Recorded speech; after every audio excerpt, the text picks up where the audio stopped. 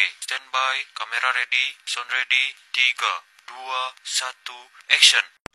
Assalamualaikum warahmatullahi wabarakatuh. Saya Indah Sartika dari kelas PAIA kelompok 7 yang akan membahas tentang hakikat metode dalam pendidikan Islam yang diajukan untuk memenuhi tugas pada filsafat pendidikan Islam yang diampu oleh Ibu Azriani Sari Nasution MPD. Baiklah, sebelum kita masuk ke dalam pembahasan, terlebih dahulu saya akan menjelaskan latar belakang mengapa materi ini penting untuk kita bahas. Seiring berkembangnya zaman dan tantangan pendidikan, guru dan tenaga pendidikan Islam dituntut untuk memilih dan mengembangkan metode pembelajaran yang relevan, menarik, dan sesuai dengan perkembangan peserta didik. Tanpa metode yang tepat, tujuan pendidikan Islam akan sulit tercapai karena peserta didik tidak akan mendapatkan pengalaman belajar yang utuh. Oleh karena itu, memahami hakikat metode pendidikan Islam menjadi sangat penting sebagai dasar untuk merancang proses belajar pendidikan yang efektif. Nah, setelah teman-teman sudah mendengarkan penjelasan dari latar belakang pentingnya materi ini, maka selanjutnya kita akan masuk kepada pembahasan pertama, yaitu pengertian metode dalam pendidikan Islam. Secara etimologis, metode diambil dari bahasa Yunani yang terdiri dari dua kata, yaitu meta dan hodos. Meta yang artinya lewat atau melalui, dan hodos yang artinya cara atau jalan. Jadi, metode adalah sebuah cara jalan yang mesti dilalui dalam rangka mencapai sasaran.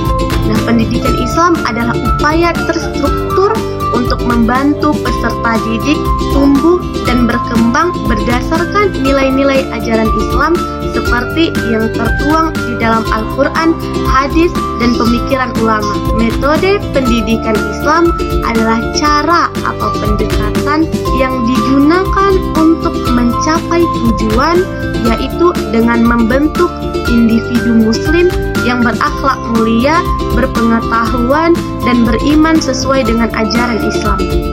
Kemudian, apa saja sih tujuan metode yang digunakan dalam pendidikan Islam itu? Tujuan utama metode dalam pendidikan Islam adalah untuk memastikan proses pembelajaran berjalan dengan efektif, sesuai dengan nilai-nilai Islam, dan mampu membentuk pribadi peserta didik yang beriman dan berakhlak mulia. Tujuan lainnya yaitu ada menyampaikan materi secara efektif, mencapai tujuan pendidikan Islam, menyesuaikan dengan karakteristik peserta didik, meningkatkan partisipasi aktif, menanamkan nilai-nilai Islam, dan membangun hubungan pendidik dan peserta didik yang harmonis. Setelah teman-teman tahu tentang pengertian dan tujuan metode dalam pendidikan Islam, juga penting untuk kita tahu mengenai jenis-jenis metode apa saja yang digunakan dalam pendidikan Islam. Yang pertama, pendidik berperan penting di depan kelas untuk selalu memberikan contoh yang positif kepada peserta didik. Karena pendidik akan menjadi pusat perhatian, secara tidak langsung peserta didik akan mencontoh apa saja yang dilakukan oleh pendidik. Yang kedua adalah metode kisah-kisah.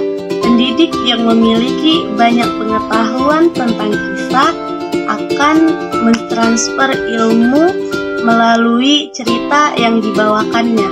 Nilai moral yang ada secara bawah sadar akan merasuk kepada siswa. Yang ketiga yaitu metode nasihat.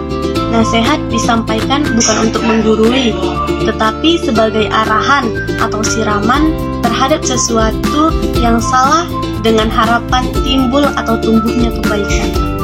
Yang keempat, metode hukuman dan ganjaran. Sebagai konsekuensi perbuatan yang tidak benar, peserta didik harus mendapatkan hukuman. Dan sebaliknya, kebaikan atau keberhasilan yang diajukan oleh peserta didik berhak mendapatkan ganjaran. Yang kelima, metode ceramah. Metode ceramah ini berupa penjelasan konsep, prinsip, dan fakta mengenai suatu ilmu. Metode yang keenam yaitu metode tanya jawab. metode ini melibatkan dialog antara pendidik dan peserta didik, di mana pendidik mengajukan pertanyaan dan peserta didik menjawab atau sebaliknya. Metode yang ketujuh yang bisa digunakan adalah metode diskusi. Metode ini melibatkan peserta didik dalam membahas suatu topik atau masalah bersama-sama dengan tujuan untuk memecahkan masalah dan mencapai pemahaman bersama.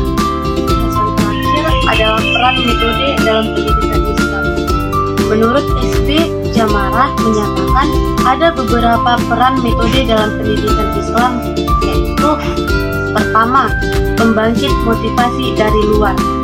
Faktor pemikatnya adalah gaya eksplanasi guru di panggung kelas. Mereka merasa segar, bugar apabila guru menjalankan tugasnya dengan penuh pesona dengan metode pengajaran yang berbeda dari yang lainnya. Yang kedua adalah peran manuver dalam pengajaran.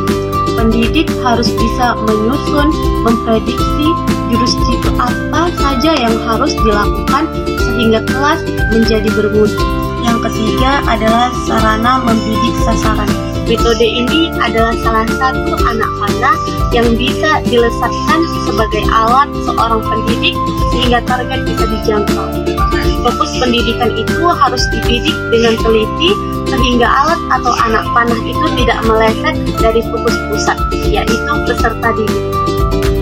Itu tadi beberapa hal yang bisa kita bahas dalam video ini. Semoga pembahasan ini dapat memberikan manfaat dan pengetahuan bagi teman-teman sekalian. Saya Indah Saktika mengucapkan terima kasih kepada teman-teman yang sudah menonton dan menyimak video ini dengan baik. Assalamualaikum warahmatullahi wabarakatuh.